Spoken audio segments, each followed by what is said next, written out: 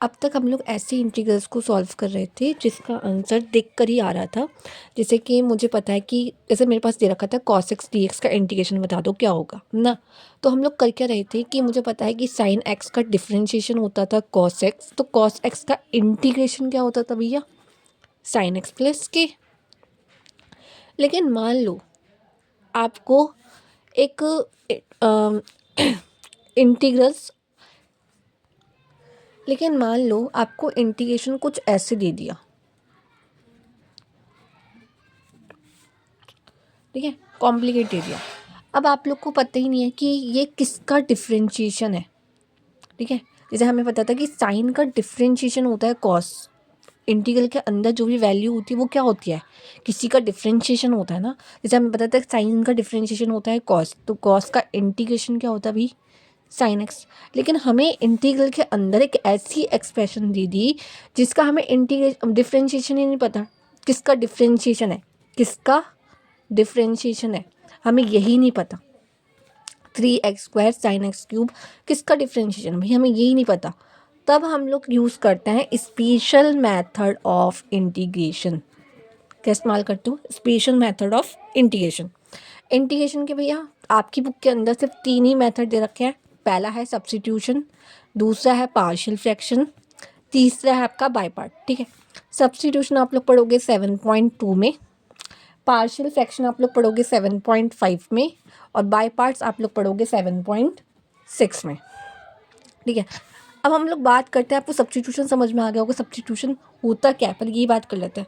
मान लो आपको एक ऐसा इंटीग्रल दे रखा है जिस, सब्स्टिट्यूशन का मतलब क्या होता है यार, सब्स्टिट्यूट करना, मतलब किसी को किसी की जगह रिप्लेस करना, है ना। मान लो हम एक ऐसी एक्सप्रेशन, एक बड़ी सी एक्सप्रेशन, एक कॉम्प्लिकेटेड सी एक्सप्रेशन दे दी और हमें समझ ही नहीं आ रहा कि भाई हम कैसे इसका इंटीग्रेशन करें, है ना। लेकिन आपको दिख रहा है कि एक इंटीग्रल के अंदर मुझे एक फंक्शन दे रखा है और उसका डेरिवेटिव दे रखा है, तो मैं क्या करूँगी, उस कॉम्प्लिकेटेड इंटीग्रल के अंदर की जो एक्सप्रेशन है उसको मैं एक छोटे से वेरिएबल के साथ रिप्लेस कर दूँगी। जैसे मान लो आपके पास एक इंटीग्रल है 3x² sin x cube dx। अगर मुझे इंटीग्रल के अंदर फंक्शन और उसका डेरिवेटिव दे रखा है तो मैं क्या करूँगी, पुट कर दूँगी फंक्शन को t, पुट क्या कर दूँगी, फंक्शन को t, ठीक है। जैसे मान लो मेरे पास दे रखा है 3x² sin x cube dx, तो मुझे पता है कि x क्यूब का जो डिफ्रेंशिएशन होता है वो क्या होता है, 3x² होता है ना। तो मैं इस x क्यूब को मैं क्या कर दूँगी, एक छोटे से वेरिएबल के साथ रिप्लेस कर दूँगी। मैंने बोला x क्यूब की जगह तुम ले लो भाई t, ठीक है। अब क्या कर दूँगी, डिफ्रेंशिएट कर दूँगी भाई बोथ साइड। एक्स क्यूब का डिफ्रेंशिएट क्या होता है, 3x², t का डिफ्रेंशिएट क्या होता है x के रिस्पेक्ट में, dt अपॉन किसके रिस्पेक्ट में कर रहे हो, x के रिस्पेक्ट में, तो dx। ये वाला dx ऊपर जाएगा तो 3x² dx equal to dt, ठीक है। अब देखो यहाँ पे 3x² ये वाली टर्म और dx, ये पूरा क्या बन गया, dt। साइन एक्स क्यूब की जगह आपने रख रखा था t, 3x² dx क्या बन गया, dt। अब साइन, देखो हमें पता है कि कॉस का डिफ्रेंशिएशन होता है यार माइनस साइन एक्स, है ना। तो साइन एक्स का, इसका अगर मैं इस माइनस को इधर भेज दूँ तो साइन एक्स का इंटीग्रेशन क्या हो जाएगा, रिवर्स करना है आपको। साइन एक्स का इंटीग्रेशन क्या होगा, माइनस कॉस एक्स, तो माइनस का कॉस टी प्लस का के, क्योंकि अगर यहाँ साइन एक्स प्लस 2 होता, 3 होता, और मुझे इसका यहाँ पे देखो कॉस एक्स प्लस 3 होता, मुझे पता कोई भी कोफिशिएंट हम लोग लिख सकते हैं minus cos T plus Q, क्योंकि 3 का जो डिफ्रेंशिएशन होता है वो 0 होता है, किसी भी कोफिशिएंट का डिफ्रेंशिएशन क्या होता है, 0। तो माइनस कॉस टी प्लस के, और इसको हम लोग कॉस, अब जो भी तुमने टी को जो भी माना था, तुमने क्या माना था एक्स क्यूब, उसको हम लोग ऐसे रख देंगे प्लस का के। यही आप लोग का क्या है आंसर। अगर आपको पहली प्रॉपर्टी यही है आप लोग की, सब्स्टिट्यूशन को करने के ना बहुत तरीके हैं, लेकिन कुछ तरीके जो 7.2 में पूरी यूज़ हो रहे हैं वही मैंने तरीकों को ना एक उसमें रख दी हूँ मैं। जैसे कि इंटीग्रल के अंदर फंक्शन है और F dash x d x है, ठीक है। तो कुछ नहीं करना तुम लोग को, फंक्शन को टी मान लो। जैसे कि 3x² साइन एक्स क्यूब था, तो एक्स क्यूब का डिफ्रेंशिएशन होता भी है 3x²। एक्स क्यूब का डिफ्रेंशिएशन होता है 3x²। तो मुझे दिख रहा है एक इंटीग्रल के अंदर, तो मैंने क्या करा, एक्स क्यूब को एक छोटे से वेरिएबल के साथ रिप्लेस कर दिया, फिर डिफ्रेंशिएट कर दिया। फिर हम लोग को पता है 3x² dt upon D x, आगे 3x² dx टू dt हो गया। साइन एक्स क्यूब की जगह टी रख दिया, ये वाली टर्म और ये वाली टर्म dt हो गई। और साइन कॉस का डिफ्रेंशिएशन होता है माइनस साइन एक्स, तो साइन एक्स का इंटीग्रेशन होगा माइनस का कॉस टी प्लस का के, माइनस का कॉस टी की जगह क्या आएगा यहाँ पे, एक्स क्यूब प्लस का के। प्रॉपर्टी नंबर सेकेंड है आप लोग की, अगर इंटीग्रल के अंदर अगर मान लो डिनोमिनेटर में, मतलब नीचे तो आपको फंक्शन दे रखा है, ठीक है, और ऊपर उसका डिफ्रेंशिएशन दे रखा है, तो मैं क्या करूँगी यार, फंक्शन को मान लूँगी टी, पुट कर लूँगी मैं एफ एक्स को टी। फॉर एग्जाम्पल देखो यार, 1/x, ये आपका CUT का क्वेश्चन है, CUT PYQ है। 1/x log x की पावर 10 dx, ये क्वेश्चन आया था CUT में। मुझे देखो यहाँ पे साफ साफ दिख रहा है, log x का डिफ्रेंशिएशन होता है 1/x। log x का डिफ्रेंशिएशन क्या होता है, 1/x, मतलब फंक्शन log x, उसका डेरिवेटिव, दोनों प्रेजेंट है।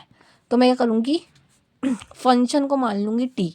मुझे पता है log x का डिफ्रेंशिएशन क्या होता है, 1/x, तो log x को मान लूँगी टी। log का differentiation 1/x, dx is equal to dt, तो dx की वैल्यू क्या आएगी, dt अब x dt। तो dx की जगह हम क्या रख सकते हैं, x dt। तो dx की जगह देखो 1/x ऐसे रहने दो, dx की जगह रख दिया हमने x dt upon log x की पावर 10 को हम लोग लिख सकते हैं t की पावर 10। ये देखो कट गया, 1/t की पावर 10 क्या होगी, t की पावर -10 का इंटीग्रेशन करना है। अब आप लोगों को पता ही होगा कि t की पावर -10 + 1 अपॉन -10 + 1, तो यहाँ पे क्या बनेगा, t की पावर -9 अपॉन -9 प्लस c, तो माइनस का 1/9। t क्या है आपके पास, log x की पावर -9 प्लस का c, पढ़ा है ना। x की पावर n का इंटीग्रेशन क्या होता है, x की power n+1 upon n+1 plus का c। तो यहाँ पे t की पावर -10 था, तो t की पावर -10 + 1 अपॉन -10 + 1, तो t की पावर -9 आ गया। -10 + 1 क्या हो गया, माइनस का 9 प्लस का c, तो माइनस का 1/9 log x की पावर -9 प्लस का c, क्योंकि t जो था उसको हम लोगों ने log x मान रखा था। अगर आप लोगों को ना e की पावर में कोई भी फंक्शन दे रखा हो और उसका डेरिवेटिव दोनों आपस में ना मल्टीप्लाई हो, तो आप लोग फंक्शन को t मान लेते हो। जैसे कि मान लो मेरे पास दे रखा है e sin x dot cos x dx, ठीक है, तो मैं क्या करूँगी, sin x को मान लूँगी t, क्योंकि मुझे साइन का डेरिवेटिव होता है ना cos, तो sin x को मान लूँगी t, तो साइन का डेरिवेटिव होगा cos x, t का डिफरेंशियल होगा dt अपॉन dx, तो dx ऊपर चले जाएगा इक्वल टू dt, तो cos x dx को हम लोग क्या मान लेंगे dt, और e sin x को हम लोग मान लेंगे t, तो क्या बनेगा ई टी प्लस का के, तो ई टी क्या है हमारे पास, sin x प्लस का के। आप लोग डायरेक्ट याद रख सकते हो, अगर e f x dot f dash x d x दे रखा हो तो आंसर आप लोग का e f x plus c होता है। एक और याद रखो सब्स्टिट्यूशन, अगर ट्रिग्नोमेट्री के एंगल में, एक बहुत इंपॉर्टेंट है यार ये, ट्रिग्नोमेट्री के एंगल में एक्स के अलावा कुछ भी दे रखा हो, मैं कह रही हूँ एक्स के अलावा कुछ भी दे रखा हो, आपकी बुक के अंदर ये हो रहा है एक्स के अलावा कुछ भी दे रखा है, उसको आप लोग टी मान लो, ठीक है, टी मान लो। जैसे फॉर एग्जांपल मैंने बोला कि मुझे साइन x² + 1 2x dx दे रखा है, ठीक है, तो मैं क्या करूँगी, इस x² + 1 को ना टी मान लूँगी, तो मुझे पता है इसका डिफरेंशियल 2x dx = dt, ये वाला हमारा किस में चल जाएगा dt में, साइन ऐसे ही रहेगा, एक्स स्क्वायर प्लस वन क्या हो जाएगा टी के बराबर। तो कॉस का डिफ्रेंशिएशन होता है माइनस साइन, सॉरी साइन, हाँ कॉस का डिफ्रेंशिएशन होता है माइनस का साइन, तो साइन का इंटीग्रेशन क्या होगा माइनस का कॉस, तो माइनस का कॉस टी प्लस का के माइनस का कॉस, टी की जगह आप लोग क्या रख दोगे x square plus one plus का के। अगर ट्रिग्नोमेट्री के फंक्शन एंगल के अलावा कुछ भी दिख जाए, एक्स के अलावा कुछ भी दिख जाए तो उसको टी मान लो। अगर आपको इन्वर्स ट्रिग्नोमेट्री फंक्शन दिख जाए, यहाँ लिख लो, अगर इन्वर्स ट्रिग्नोमेट्री फंक्शन दिख जाए इंटीग्रल के अंदर, बुक में है आपका क्वेश्चन एक इन्वर्स ट्रिग्नोमेट्री फंक्शन, ठीक है, उसको आप लोग टी मान लो, एक सी यू टी का P Y Q B S के ऊपर, ठीक है, उसको भी टी मान लो, आपका क्वेश्चन सॉल्व हो जाता है 100%। एग्जाम्पल नंबर 5 देखो, integrate the following function with respect to x, ठीक है। पहला क्वेश्चन आप लोग का साइन एम एक्स, इसको तो हम लोग बहुत तरीके से कर सकते हैं। देखो हमें पता है कि कॉस एम एक्स का डिफ्रेंशिएशन क्या होता है यार, डिफ्रेंशिएशन कर रही हूँ मैं, माइनस का साइन एम एक्स, और एम एक्स का करोगे तो इनटू में एम, और एक्स का वन, एम क्या है यहाँ पे एक कोफिशिएंट है, ठीक है, तो एम एक्स डिफ्रेंशिएशन का तुम लोगों ने पढ़ा होगा कि एक रूल होता है कि अगर कोई भी कोफिशिएंट के बाद वेरिएबल दे रखा है तो उस कोफिशिएंट को तो ऐसे ही रहने देते हैं, और उस वेरिएबल का अगर मल्टीप्लाई में है डिवाइड, एम एक्स ना कोफिशिएंट अगर मल्टीप्लाई में हो डिवाइड में हो और आपको डिफ्रेंशिएशन करना और उसके साथ वेरिएबल भी दे रखा हो तो कोफिशिएंट को तो ऐसे छोड़ देते हो, उस वेरिएबल का डिफ्रेंशिएशन कर देते हो। एक्स का डिफ्रेंशिएशन क्या होता है 1, है ना, तो एम एक्स का डिफ्रेंशिएशन क्या होगा एम, और एक्स का हो गया 1।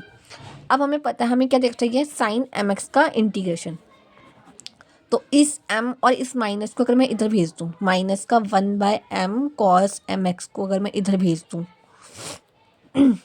और यहाँ पे साइन एम एक्स ही रहने दूँ, तो साइन एम एक्स का इंटीग्रेशन क्या हो जाएगा माइनस का 1/m cos m x plus c. तो मुझे इसका आंसर तो भैया पता चल गया, और आपको आंसर ही बताना था, इसके अंदर मेथड ऑफ एक्सपेक्शन या फिर उससे बताना ही नहीं था। लेकिन अगर मैं ऐसे कर दूँ इसको साइन एम एक्स का, वैसे इंटीग्रेशन होगा कैसे, साइन का इंटीग्रेशन क्या होता है माइनस का कॉस, जो भी यहाँ पे फंक्शन लिखा है। फिर आपको क्या देखना होता है कि ट्रिग्नोमेट्री के अंदर अगर एंगल लीनियर है तो एक्स के साथ जो भी कोफिशिएंट है उसको डिवाइड कर दो, जैसे एक्स के साथ क्या कोफिशिएंट है एम, तो एम को डिवाइड कर दो प्लस का सी, तो माइनस का 1/m cos m x plus c. मैंने तुम लोग को ना 3x³ लो, ये मैंने कराया रखा है, 3x² और साइन x³ dx का मैंने तुम लोग को क्वेश्चन कराया था। तुम लोग ये वाला क्वेश्चन ट्राई करोगे 2x sign x² plus 1 dx का, ठीक है, बिल्कुल सेम टू सेम ही है, देख लो सेम टू सेम ही है, ठीक है। इसका आंसर ट्राई करना, हो जाए तो लिख देना यस कमेंट में, ठीक है। कैसे करोगे यार, x² प्लस 1 है, इसको टी मान लोगे तो इसका डिफरेंशिएशन होता है 2x dx, तो ये वाला dt बन जाएगा और साइन t हो जाएगा, तो माइनस का कॉस हो जाएगा, x² प्लस 1 हो जाएगा प्लस का c। थर्ड में करा रही हूँ तुम लोग को, थर्ड है आपका 10⁴ under root x sec square root x upon का रूट x का इंटीग्रेशन dx, ये है ना।